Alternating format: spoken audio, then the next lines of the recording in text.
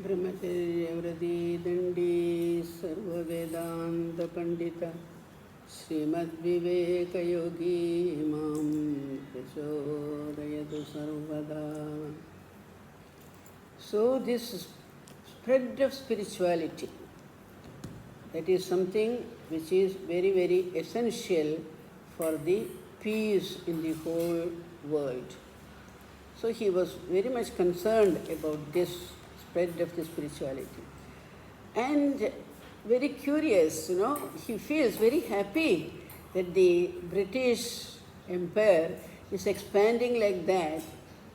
Communications have expanded, way of people's contact has expanded, country to country contact has expanded. He said this is an ideal way for us to spread our spirituality. We have to go through these channels which the British are providing us. See, in the present context we can say, there are so much of technology now available with us, through which you open our WhatsApp, these Googles, etc. What do we find? A way of contacting so many people.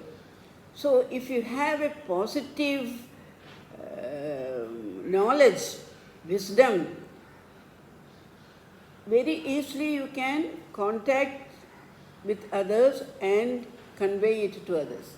So in those days, Swamiji felt British, knowingly or unknowingly, they are doing a wonderful service to the whole humanity, because the communication systems which they have brought, they are going to be the means by which the spirituality will re-enter into the end. We have seen it.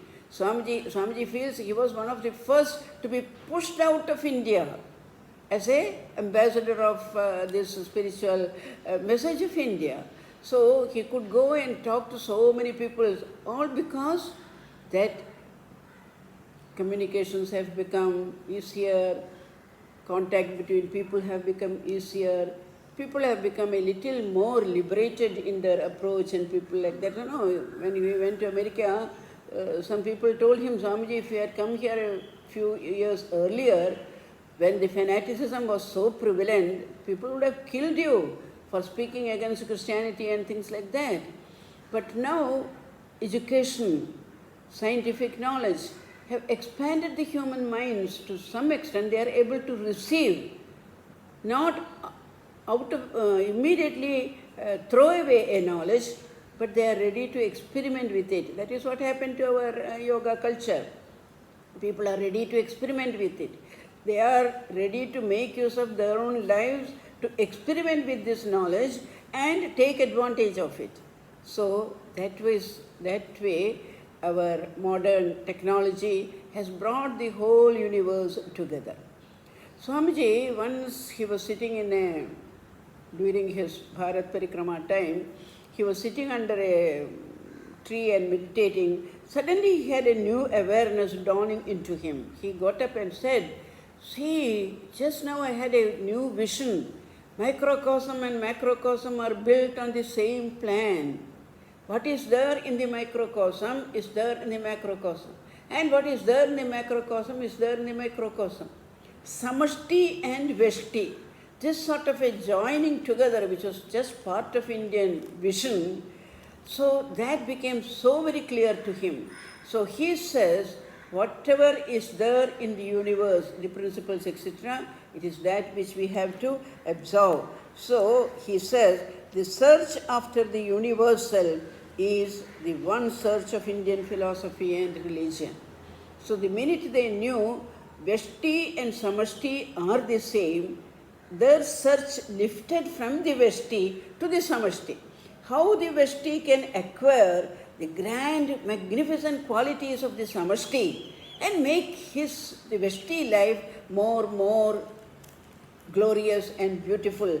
So he says, this search and the Indian aims at the wholesomeness of things, at that one absolute and generalized being, knowing which he knows everything.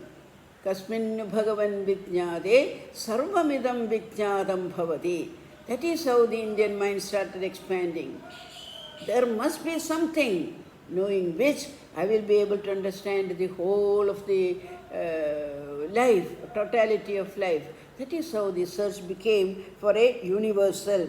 So he says, in a very beautiful way expresses, the bhakta wishes to realize that one generalized abstract person, in loving whom he loves the whole universe. So his lakshya, the goal is to love the entire universe.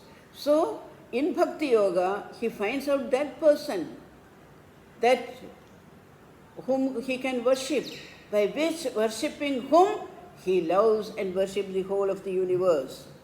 And the yogi wishes to have possession of that one generalized form of power, by controlling which he controls the whole universe. In Swamiji's Raja Yoga lectures, you will find the importance of prana, understanding the prana shakti in us as the prana shakti pervading the whole universe. So a Raja Yogi tries to understand and control that form of power by which he can control the universe.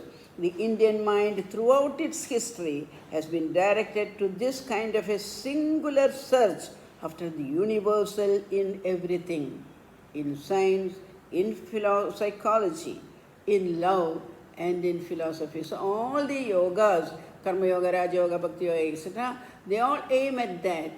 How can I, the microcosm, the bestie, reach out to the supreme power?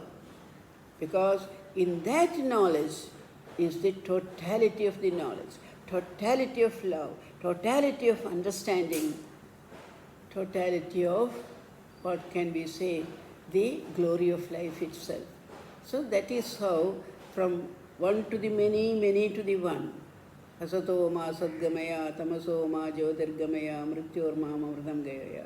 So all these key observations became valid when they found out that microcosm and macrocosm are built on the same pattern.